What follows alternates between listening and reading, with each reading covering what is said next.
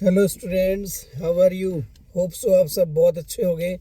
बेटा आज 23 जनवरी है और आज की पहले शिफ्ट का जेईई मेन का पेपर हो चुका है। और जैसे कि आप जानते हो पेपर इस बार कुछ हटके ही आ रहे हैं।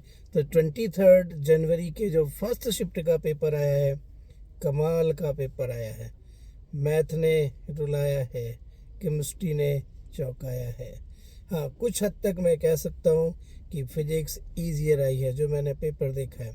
लेकिन मैं बात करूँ बेटा अगर केमिस्ट्री की, तो इस बार कुछ ट्रेंड और ही चल पड़ा है। मैं देख रहा हूँ केमिस्ट्री में इस बार फिजिकल केमिस्ट्री और ऑर्गेनिक केमिस्ट्री का कॉम्बो चल पड़ा है। क्वेश्चन में ऑर्गेनिक केमिस्ट्री की रिएक्शन हो रही है और फिजिकल केमिस्ट्री का स्टोइकियोमेट्री लगा दिया जा रहा है। हालांकि एक अच्छी बात यह है कि आज मॉर्निंग शिफ्ट में 25 में मुझे 10 क्वेश्चन मिले जो फिजिकल केमिस्ट्री के थे। एक और ज़रूरी चीज़ मैंने जो देखी वो ये, इस बार का जो पेपर जो मैंने आज देखा फर्स्ट शिफ्ट का, लगभग हर चैप्टर से क्वेश्चन आ रहे हैं। आपको सोल्यूशन से क्वेश्चन मिला है, ठीक है, पीरियोडिक टेबल से क्वेश्चन है, कोऑर्डिनेशन कंपाउंड से क्वेश्चन है, ऑर्गेनिक की रिएक्शन और मोल कंसेप्ट की स्टोइकियोमेट्री आ रही है। और मैं देख पा रहा था कि लाइक एटॉमिक स्ट्रक्चर से क्वांटम नंबर का क्वेश्चन है कि कौन से क्वांटम नंबर में कितने नंबर ऑफ इलेक्ट्रॉन्स रहेंगे, ठीक है। केमिकल इक्विलिब्रियम में केपी केसी पे 2 क्वेश्चन आए हुए हैं। तो एक तरीका से लगभग इलेक्ट्रोकेमिस्ट्री का क्वेश्चन है, next equation E naught cell E cell से बेसिस पे कब बढ़ेगा कब कम होगा, ठीक है। थर्मोडायनेमिक्स में क्वेश्चन आ रहे हैं। फर्स्ट लॉ ऑफ थर्मोडायनेमिक्स, एक प्रोसेस दिया है, वाटर सॉलिड से वाटर लिक्विड जा रहा है, पूछ रहे हैं कि इस प्रोसेस में डेल्टा क्यू, डब्ल्यू और डेल्टा यू में चेंजेस क्या है, पॉजिटिव है नेगेटिव है। लेकिन बेटा और जो आप डिफरेंट ट्रेंड देख रहे होगे, मैं स्पेशली इस चीज़ को फील कर रहा हूँ केमिस्ट्री में, बल्कि इवन फिजिक्स में भी, कि मल्टी स्टेटमेंट टाइप क्वेश्चन ज़्यादा आ रहे हैं। और जब किसी क्वेश्चन में 5-6 स्टेटमेंट्स देके आपसे ये पूछ देते हैं कि इनमें से कौन कौन सी स्टेटमेंट सही है और कौन कौन सी स्टेटमेंट्स गलत हैं, तो आप यकीन मानो कन्फ्यूज़न बढ़ जाता है। तो कहने को देखो मैथमेटिक्स लेंथी बहुत आ रहा है, कॉनिक सेक्शन या फिर 3D geometry, vector, question lengthier ज़्यादा है।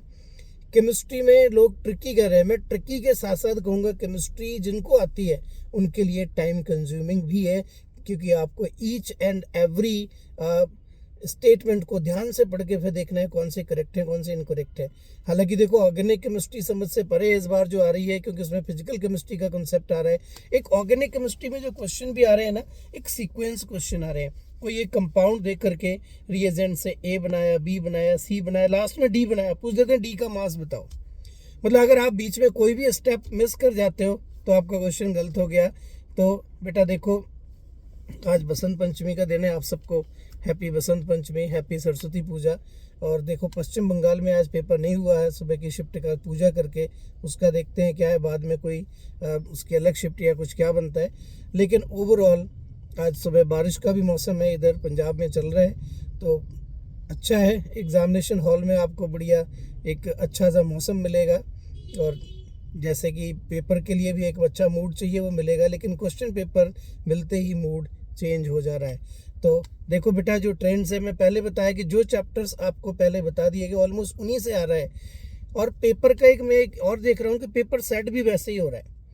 यहाँ पे एक मूल कंसेप्ट पे डायरेक्ट स्टोइकियोमेट्री का क्वेश्चन आया, MnO2 और HCl की रिएक्शन दे दी और उसमें बाद में जो कंपाउंड मिल रहा है Cl2 या कुछ और मिल रहा है उसके मास पूछ दिया गया।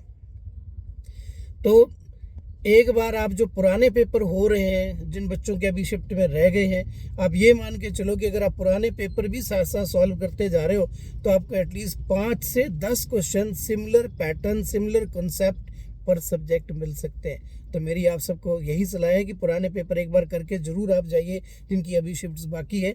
बट जिनके हो गए हैं उनके लिए एक नया एक्सपीरियंस है। पेपर अच्छे आ रहे हैं, NTA ने इस बार अपना लेवल मेंटेन रखा है। लेकिन मैं आपको याद करा दूं, ये पेपर लास्ट ईयर भी कुछ इसी तरह ही थे। अभी तक कोई मतलब कल के चलो दोनों शिफ्ट में कह सकता हूँ एवरेज था। फर्स्ट शिफ्ट बहुत मुश्किल लगा, सेकंड कुछ नॉर्मल था और आज की मॉर्निंग शिफ्ट डेफिनेटली रुलाने वाली थी। लेकिन इस बार एक बहुत अच्छी चीज़ ये हो रही है, फिजिक्स में बच्चे बहुत डरते होते हैं, फिजिक्स कंपेरेटिवली ईजी आ रहा है, बेस्ड ऑन फार्मूला आ रहा है। हालांकि फिजिक्स एक्सपर्ट्स बेटर एनालिसिस कर सकते हैं, मैं as a chemistry expert chemistry की बात करूंगा, but because non medical side से हूँ तो ओवरऑल मुझे पेपर का पैटर्न पता लग गया। तो चलो बच्चों, मैं उम्मीद करता हूँ आप सबका पेपर बहुत अच्छा हुआ होगा, और नहीं हुआ होगा तो सेकंड शिफ्ट के लिए आप अपनी तैयारी बेटर बना के रखिए, ठीक है। और शाम का शिफ्ट भी आता है, फिर बताता हूँ कैसा हुआ है। क्वेश्चंस की बात है, सोल्यूशन मैं अभी आपको अगले शिफ्ट के सोल्यूशन थोड़ी देर में अपलोड कर दे रहा हूँ, लेकिन जैसे कि पेपर आ रहे हैं ये तो क्लियर है कि अब एनटीए ये चाह रहा है कि जो बच्चे एनआईटीज़ हैं, जो आईआईटीज़ हैं, उनकी अपनी खुद की थिंकिंग होनी चाहिए, अपना उनका क्रिएटिविटी वाला नॉलेज होना चाहिए, रटा रटाया नहीं होना चाहिए। एक चीज़ और मैंने देखा है, कुछ बच्चे कह रहे हैं कि सर पेपर कुछ आउट ऑफ सिलेबस बहुत मुश्किल है। मैं बिल्कुल नहीं मानता इस चीज़ को। पेपर सारे एनसीईआरटी के टॉपिक से ही है। हाँ, जिन बच्चों को एनसीईआरटी पढ़ के क्वेश्चंस बनाने आ जाएंगे, क्वेश्चन एनालिसिस करने आ जाएंगे, कॉन्सेप्ट को क्लेरिफाई करना आ जाएगा, वो समझ लो उनसे ये पेपर इजीली हो जाना था और होने लगेगा। तो आप कोशिश करो कि जो आपका एनसीईआरटी सिलेबस है, एनटीए का सिलेबस है, हर एक टॉपिक को ध्यान से पढ़ा जाए, प्रॉपर एनालिसिस करा जाए, क्वेश्चन प्रैक्टिस करी जाए, और पीवाईक्यू पे बेस्ड क्वेश्चन तो कर ही जाए, बट पीवाईक्यू के क्वेश्चंस को भी एनालिसिस करा जाए कि अगर क्वेश्चन ऐसा नहीं, अगर ऐसे आ जाए, इसमें कुछ चेंजेस करके आ जाए तो कैसे हो। मैं एक देख रहा था केमिकल इक्विलिब्रियम का क्वेश्चन। केमिकल इक्विलिब्रियम के क्वेश्चन में मोस्टली केपी निकालने को आता है या केसी निकालने को आता है, या degree of dissociation find out करने को आता है। मैं देख रहा था इसमें degree of dissociation alpha square के टर्म में इन्होंने डेटा दे दिया और कहा find out the 7 alpha square, 7 into alpha square की न्यू वैल्यू फाइंड आउट करो। तो कोई अल्फा फाइंड आउट करके आंसर निकालने की कोशिश करता है alpha square, 7 into alpha square, ऐसा नहीं कि कोई इंटीजर भी बन रहा था, उसका आंसर भी 5.6 ही था। बट ट्रेंड कि बच्चों को उलझाओ थोड़ा सा, बच्चे को डायरेक्ट ना दो कि आपने सॉल्व किया और आपका आंसर आ गया, थोड़ा सोचने का मौका चाहिए।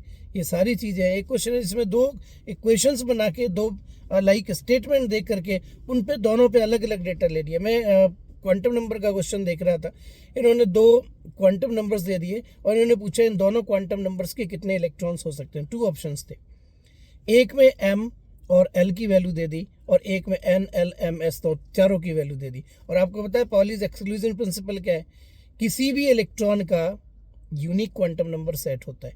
वहां पे आप अगर लॉजिक भी लगा लेते हैं कि क्वांटम नंबर के कितने इलेक्ट्रॉन हो सकते हैं, तो जिस किसी भी इलेक्ट्रॉन के चारों क्वांटम नंबर दिए हो वो इलेक्ट्रॉन एक ही होगा।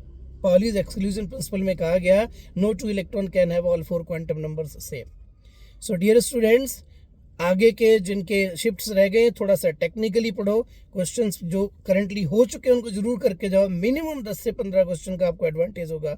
हो सकता है पर सब्जेक्ट 7-8 क्वेश्चन आपको सिमिलर पैटर्न पे मिल जाए, जो पे पीछे जाए जा रहे, ठीक है। और जिनके हो चुके हैं वो अपने बोर्ड की तैयारी में ध्यान लगाओ और उसके बाद फिर नेक्स्ट शिफ्ट की तैयारी करेंगे अगर पेपर आपका अच्छा नहीं हुआ। चलिए, all the best for next shift. Thank you, thanks a lot.